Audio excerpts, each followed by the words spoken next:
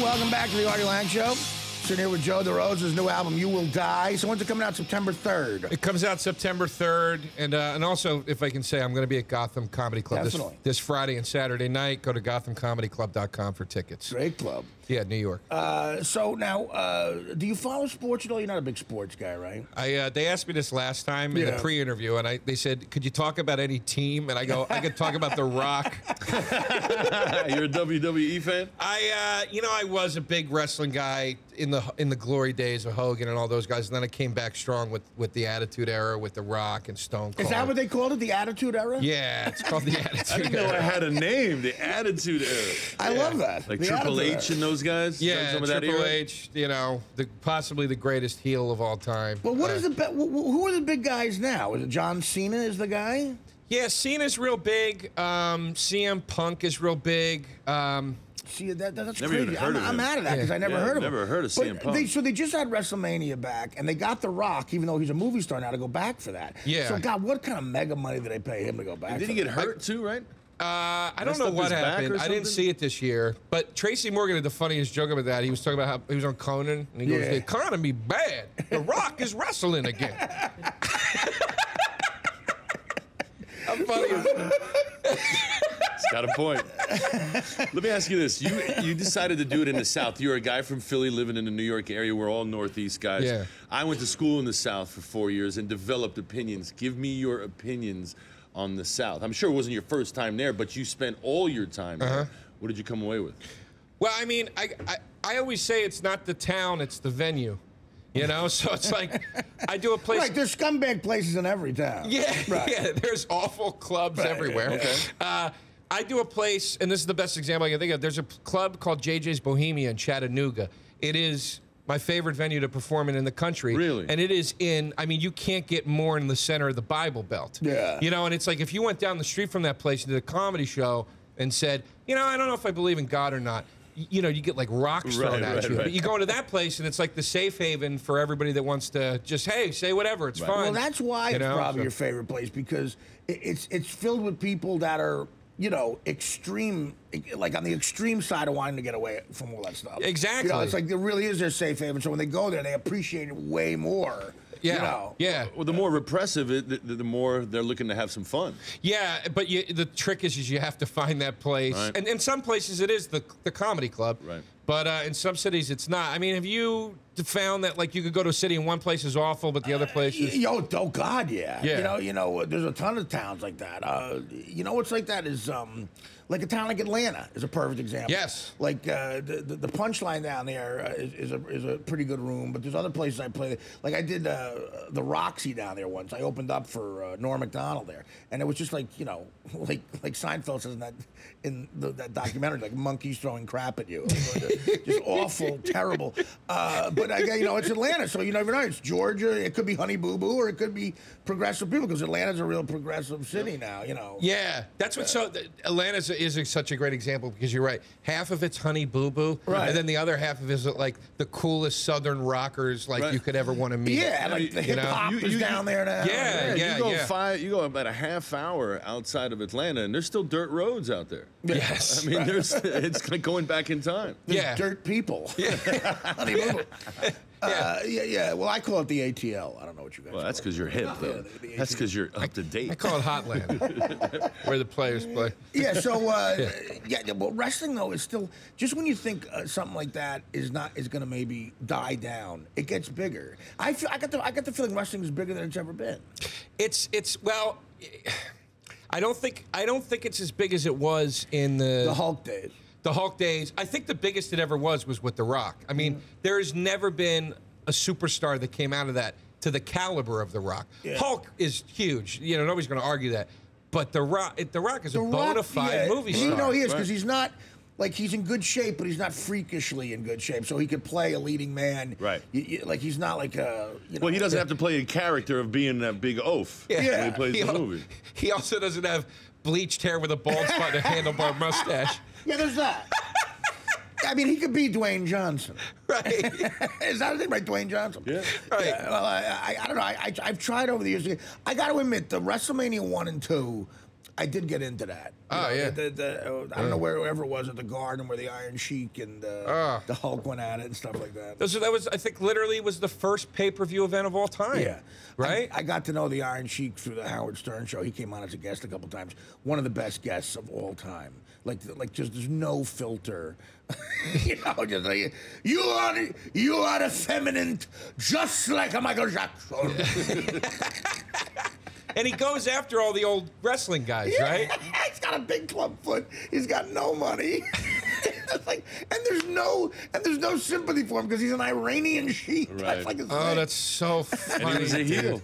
He is he's like the Pete Best of wrestling. Just comes out. Let me tell you what these guys were really like. Right. Man, nobody really cares. Do you ever the theory on Pete Best, like the real reason he was asked not to be in the Beatles? No. And if this is true, it's so it makes me so furious for him. Suppose he's a real good-looking guy, Pete Best. Right. And he would get all the broads at the gigs. They would play when they were really young. He'd get all the chicks. And McCartney and Lennon were like, screw this guy. We get an ugly guy. And if you think about it, is anyone uglier than Ringo Starr? No. It's pretty ugly. I mean, he's a great drummer, but if it makes sense if that's the truth.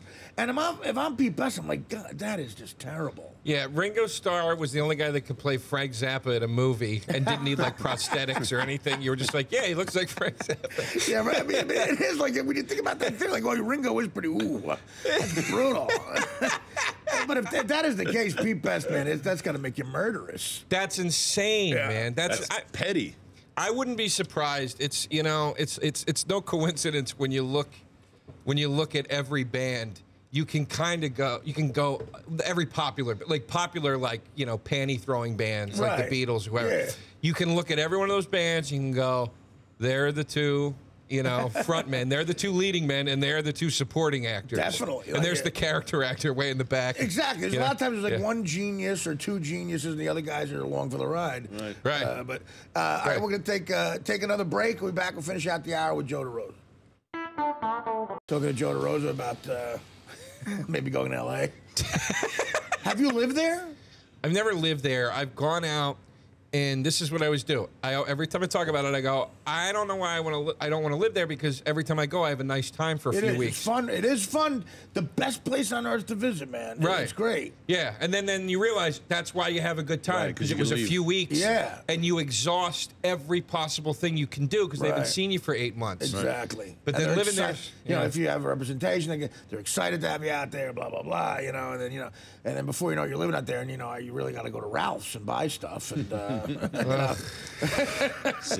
just got depressed at the idea of going into Ralph's for some reason. But that's the biggest argument with the comic is the do I go out there and maybe not do the road as much and literally sell out in some way, or do I keep grinding it out and doing this thing, and how long do you give that? And then if other people come in your life, like a woman, right, and you're starting to affect their life too, how long do you make them put up with it? And who knows? It's the funniest, weirdest thing to me with comedy, because you get into this with like this sort of like sort of the same spirit as like a punk rock band or something like that. Yeah. And you go, I'm not going to listen to what anybody's telling me to do. I'm going to say whatever I want all the time. I'm going to do what I want.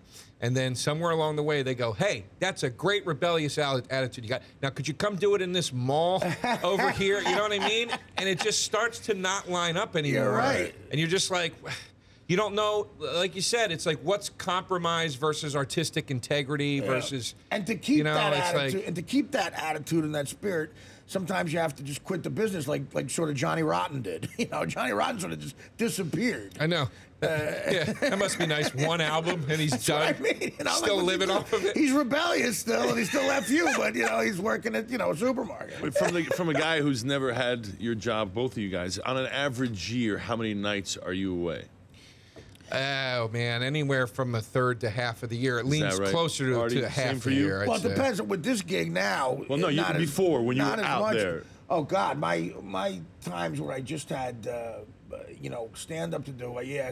About maybe a little more than half the year. I'd Really? be out on the road. Yeah, Wow, that's a lot. Yeah, that's a long time. That's tough on relationships, like you were talking about earlier. You man. can't have one. I mean, you can, but you can't. And then the other thing, you know, as a comic, is like if you're insecure, if you maybe because you're a comic, you get a hot chick that you date in New York and stuff, and you know, you develop a relationship, and you go out to LA, and how long before you know, like Mark Wahlberg just bangs her at a party? You know? I know.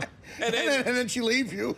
Now you're alone in an Should have apartment. never brought you out here. You're alone in an apartment in Woodland Hills. Yeah. And then the inverse of that is you got a girl back home and you go to L.A. and all of a sudden you have the chance to sleep with a girl that you dreamt of. You're like, my God, the older sister from Too Close for Comfort is hitting on me. See, you're a positive thinker. Oh my God, Tiffany Amber Thiessen wants to bang me. She's 52, but it's Tiffany Amber Thiessen. And then before you know it, you ruin a relationship with a great woman back east because you slept with a 52-year-old Tiffany Amber Thiessen. That's the just misery of life. Like I went to Comic-Con one time when it was in New York. Yeah, you'll find it there. Oh, dude. They had all these girls from all the 70s sitcoms that I worshipped as a kid.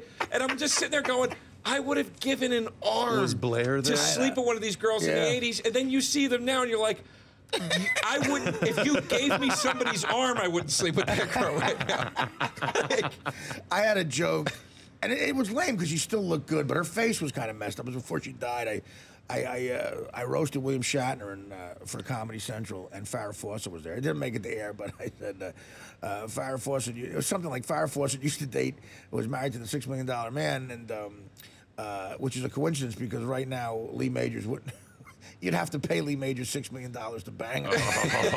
Something stupid like that. It wasn't worded right. It kind of bombed, but it was like, and it was so rude because she still looked hot, but not like 1977. Not like back in the day. Oh my God, it's hilarious. All right, so Joe, listen, man, thanks for coming by. Come by anytime, man. Dude, it's always a blast, man. Thanks for having me. And Gotham Comedy Club. Yeah, Gotham Comedy Club this Friday and Saturday in New York. And if you you're will around. die. And you will die September 3rd. You will die September 3rd. Go to GothamComedyClub.com for tickets, and I'll see you. Yeah, there's what's the digital releases before that? The digital release is September 3rd, and I'll have it at shows starting that date. And then October 1st, it'll be in stores and whatever. That's great. Yeah, So, so- Good luck to you, man. Yeah, Thanks, always, guys. Always good to see you, man. Great to and see we'll you. be back. A great band coming up.